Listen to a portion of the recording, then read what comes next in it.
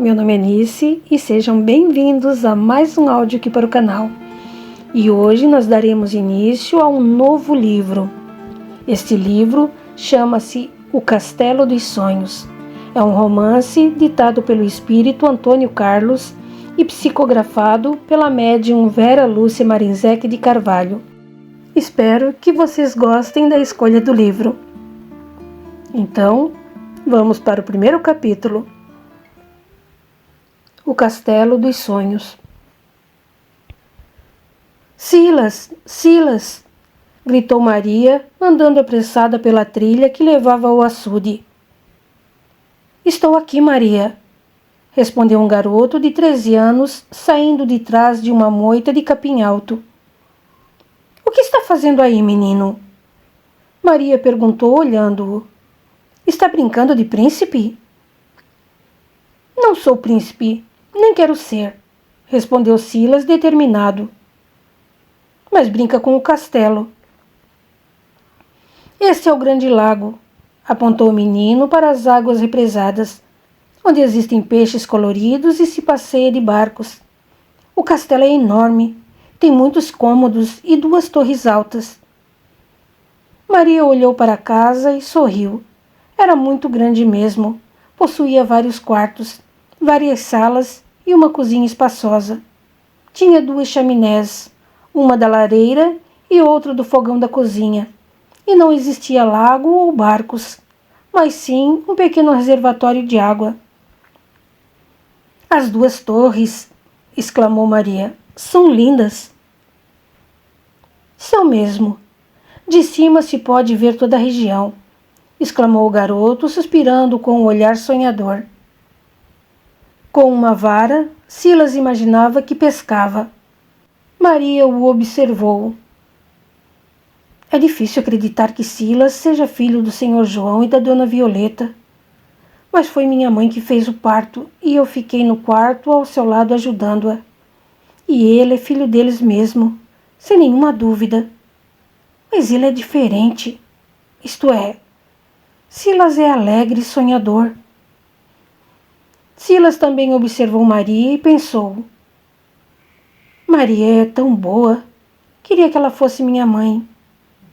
Maria era uma empregada de casa, uma babá, pois cuidava mais das crianças. Embora jovem, tinha 32 anos. Era considerada uma senhora solteirona. Era graciosa, educada e bonita. Quando sorria, formava-se 2 covinhas no rosto. Seus olhos eram castanhos, assim como os cabelos, que eram longos e ela usava presos numa trança. No seu castelo existem dragões? Perguntou Maria. Claro que não, respondeu o menino. No meu castelo somente moram pessoas boas que querem a paz e que respeitam os animais. Será que dragão é do mal? Não sei, mas as histórias eles sempre destroem, queimam com o fogo que soltam pela boca. No meu castelo, então, não tem dragão. Lá ninguém destrói nada. Pena que aqui não existem flores. Com canteiros floridos, ia ficar mais parecido com meu castelo. Temos o jardim na frente da casa, falou Maria. Aqui as ovelhas vêm tomar água e comeriam todas as flores que plantássemos. Gostaria muito que tivéssemos aqui na fazenda canteiros com flores coloridas, azuis, verdes, rosas, amarelas e vermelhas. Ora, flores assim não existem. Acho que você viu nos livros que lê. As gravuras não são coloridas. Também não as vi, mas elas devem existir. Silas, disse Maria, seu pai o está chamando. Quer que você vá fiscalizar os peões que foram levar as ovelhas para o pasto. Então vamos, respondeu Silas. O menino largou a vara e voltou para casa com Maria. Silas era diferente. Nascera deficiente. Era corcunda, de estatura pequena para sua idade.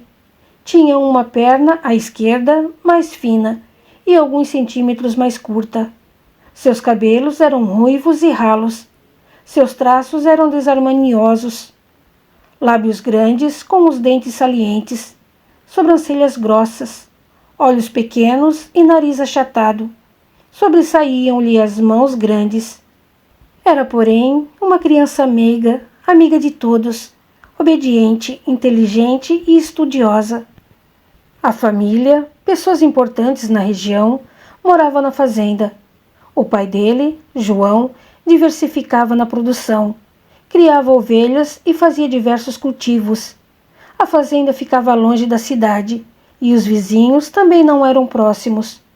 Os empregados moravam ali, numa sequência de casinhas distantes 1 quilômetro da casa-sede. Violeta, a mãe de Silas, quis que os filhos fossem instruídos. Para isso, contratou um professor que ia à fazenda 2 dias por semana. Ali, pernoitava uma noite e ensinava as crianças. Silas ficava ao lado do professor o tempo todo em que ele permanecia na fazenda. Era o mais aplicado. Sabia mais que seu irmão mais velho, Felipe, e ajudava o mestre nas lições com os mais novos. Lia muito, e por isso adquiria muito conhecimento. Era sonhador, como Maria bem o definia. Os dois chegaram a casa e o senhor João, ao ver o filho, pediu: Silas, vá verificar se os peões estão separando certas ovelhas. Depois volte aqui que quero lhe ensinar como pagá-los. O menino foi contente em fazer o que o pai ordenou. Nunca se aborrecia ou reclamava. Embora jovem, sabia administrar a fazenda. Depois de ter feito tudo, pago os empregados, os peões que não moravam na fazenda e vinham da cidade quando solicitados para fazerem trabalhos extras, Silas entrou na casa. Viu Felipe se arrumando em frente a um espelho. Felipe é bonito, pensou Silas, sentindo admiração do irmão. Silas tinha 4 irmãos, 2 mais velhos que ele e 2 mais jovens. Felipe era o primogênito, com quase 18 anos, alto, forte, bonito, estudava porque era obrigado e não gostava de morar na fazenda, queria residir numa cidade. Olá, Silas, cumprimentou Felipe. O que você acha dessa roupa? Fica bem em mim? Dona Violeta, sempre que precisava, contratava o serviço de 2 costureiras que iam à fazenda e ali permaneciam para costurar roupas para a família. Elas estavam ali, fazia dias costurando. Felipe experimentava suas roupas novas. Fica assim, respondeu. São muito bonitas e você está muito bem. Espero que uma das filhas do Sr. Manuel também ache. Quero causar uma boa impressão. Se uma delas se apaixonar por mim, caso e me mudo para lá. Papai quer você na fazenda, argumentou Silas. Ora, não nasci para ser fazendeiro. Quero a agitação da cidade. Se uma das filhas do Sr. Manuel se interessar por mim, serei o homem mais feliz do mundo. Felipe, nos últimos dias, só falava na viagem que ia fazer e na possibilidade de ficar morando na cidade. O Sr. João era amigo do Sr. Manuel desde a infância. Quando o pai de Silas se casou com Violeta, foram morar na fazenda, que ela herdara de uma tia. Gostaram do lugar, construíram a casa, ampliaram-na e não cogitavam mudar.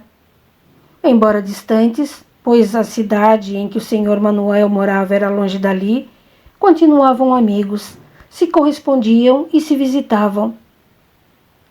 Faz 3 anos que o Sr. Manuel veio aqui em casa e as filhas dele não eram bonitas, comentou Silas.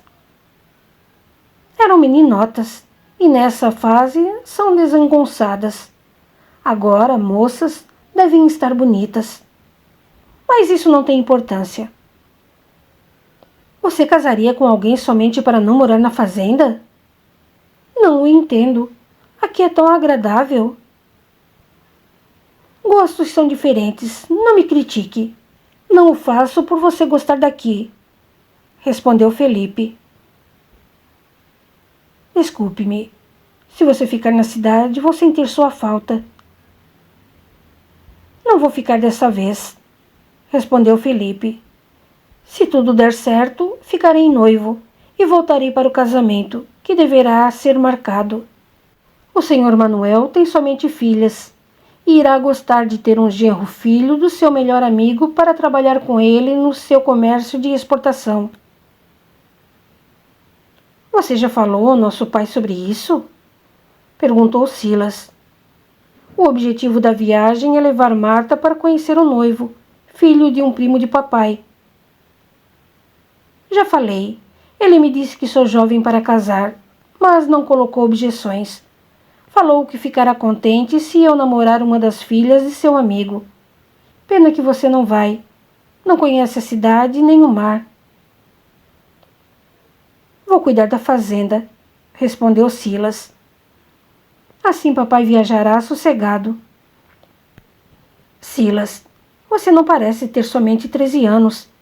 Pensa e age como um adulto. Que bom que queira ficar. Silas sorriu contente por receber um elogio de Felipe. Ele não se sentia discriminado. Embora os irmãos, principalmente os 2 garotos mais novos, que eram muito levados, chamavam-no de feio ou aleijado, ele compreendia e não ligava. Quando o pai escutava os meninos sendo indelicados com ele, eram repreendidos. Iam para o quarto de castigo e ali ficavam por horas. Silas nunca reclamava deles para o pai. Realmente, não se importava nem com as críticas dos irmãos, nem com a curiosidade das pessoas quando o viam e nem com os risos da meninada, filhos dos empregados. Mas a família tentava escondê-lo. Todas as vezes que viajavam, iam todos, o pai, a mãe e os 4 filhos, e sempre arrumavam uma desculpa para ele não ir, que estava doente, que a viagem era longa e ele sentiria dores nas costas. Mas Silas não sentia dores, cavalgava pela fazenda e trabalhava. Na sua inocência, achava que os pais, principalmente a mãe, preocupava-se com ele. O fato é que todos sentiam vergonha por ele ser como era e preferiam evitar o constrangimento que a presença dele causava às pessoas. Era a mãe que mais se envergonhava. Tentava ser a mesma com todos os filhos, isso em casa, na fazenda. Não queria que as pessoas, principalmente as que a conheciam, a vissem com aquele filho deformado. Violeta era muito bonita e gostava de apresentar aos outros os 4 filhos, todos lindos. Ela não conseguia entender por que Silas, seu terceiro filho, nascera daquele modo, feio e deficiente físico. O pai o aceitava e o admirava por ser inteligente e trabalhador. Iam viajar, passar 3 meses na casa do senhor Manuel para acertar o casamento de Marta. E se desse certo, Felipe, embora muito jovem, também voltaria noivo de uma das filhas do casal amigo. João reconhecia que a fazenda não oferecia atrativos para os jovens. Felipe colocou outro casaco e perguntou ao irmão: E este, é bonito? É sim, você conquistará uma delas, afirmou Silas. Tomara, quero morar na cidade. Silas estava muito sujo. Foi se banhar e depois jantar.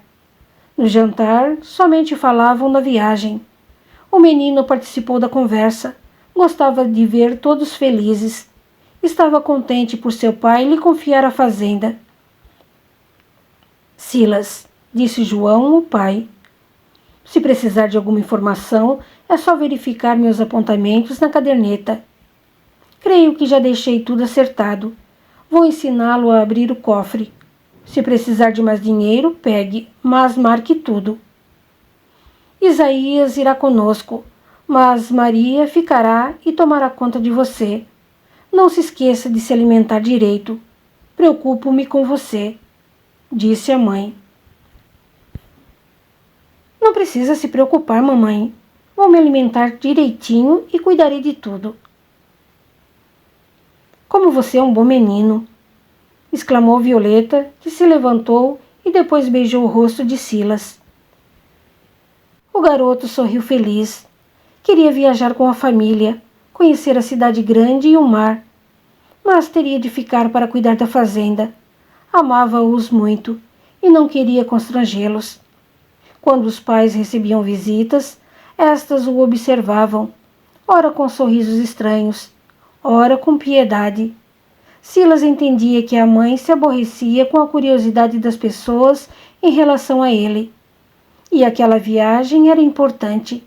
Iam acertar o casamento de Marta, que com 15 anos deveria casar e se mudar para a casa do marido. Ele participava da euforia dos preparativos da viagem, e o pai estava sempre lhe recomendando algo. Maria, que morava na casa-sede, também ouviu muitas recomendações. As outras 2 empregadas eram mulheres de empregados da fazenda e moravam nas casas destinadas aos empregados. Vendo Marta, a irmã, nervosa, Silas foi tentar acalmá-la. Irmãzinha, não se aflija. Papai disse que se você não gostar dele, não a obrigará a casar. E você acredita nisso? É um ingênuo. Acredita em tudo. É uma criança, respondeu a irmã irritada. Não sou criança. Tanto que papai me deixou para cuidar da fazenda. É um ingênuo mesmo, exclamou Marta.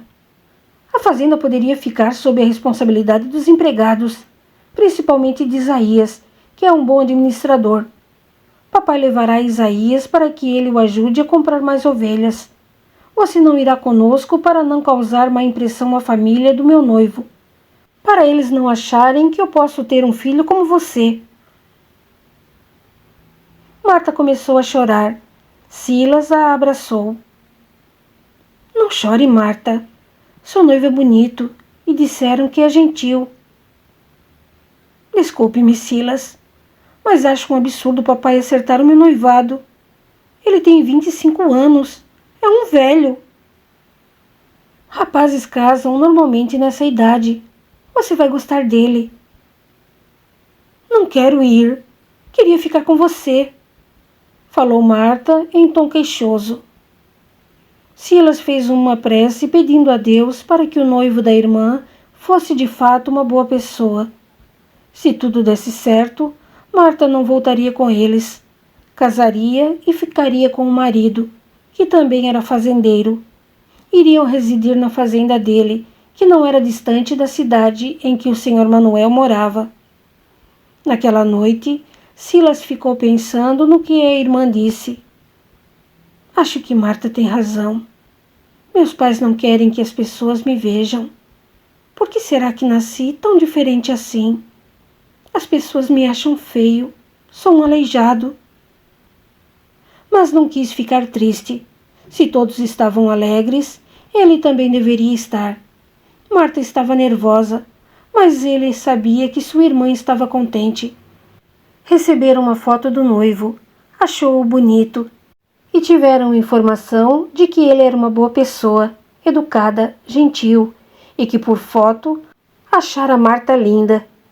E sua irmã era realmente muito bonita, loura, olhos azuis e faces rosadas. Orou. Sentia muita tranquilidade orando, e quando acabava a prece, costumava mandar um beijo para Jesus. Um ato inocente, cheio de amor e carinho para com o mestre Nazareno. Às vezes pensava, com um beijo Jesus foi traído. Nunca quero traí-lo. Beijo-o para dizer que o amo. E esse ato, com certeza, era uma sublime oração, uma manifestação de amor. Dormiu e sonhou.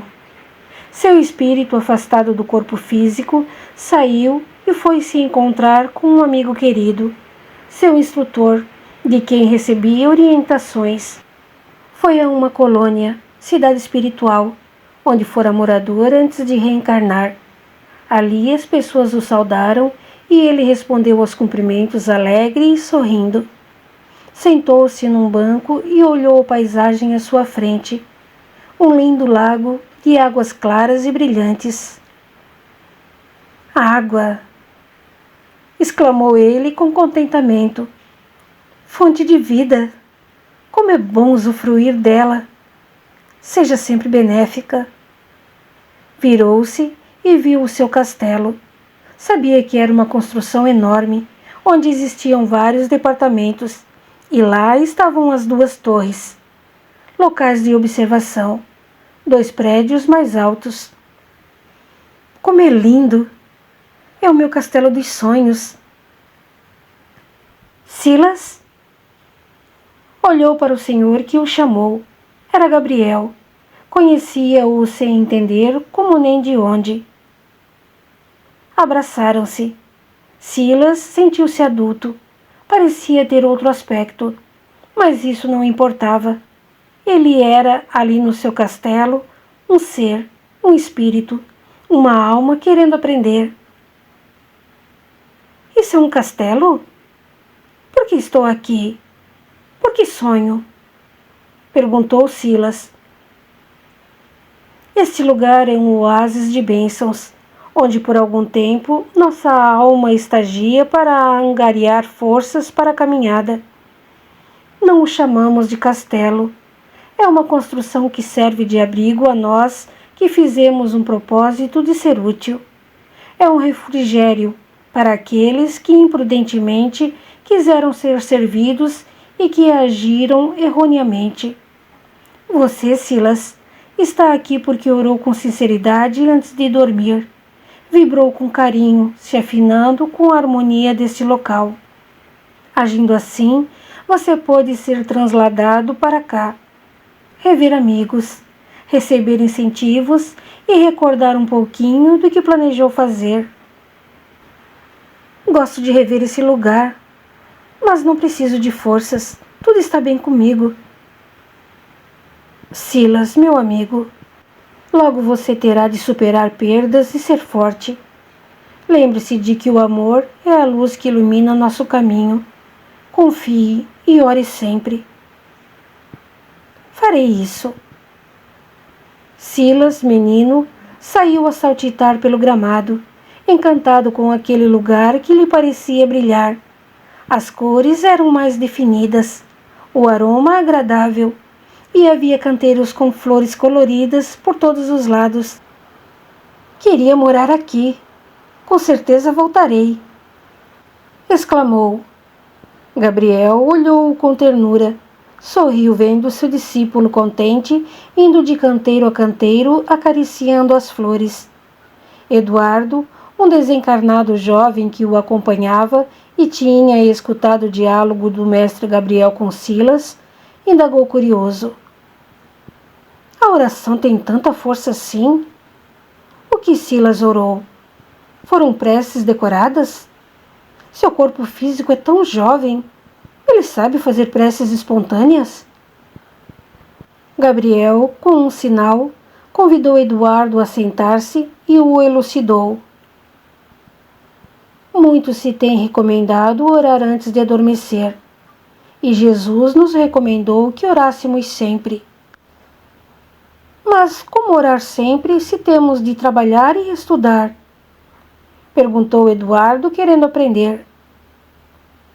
A oração é um ato ou uma atitude? Indagou Gabriel. O jovem aluno pensou por um momento e, como não soube responder, seu professor esclareceu.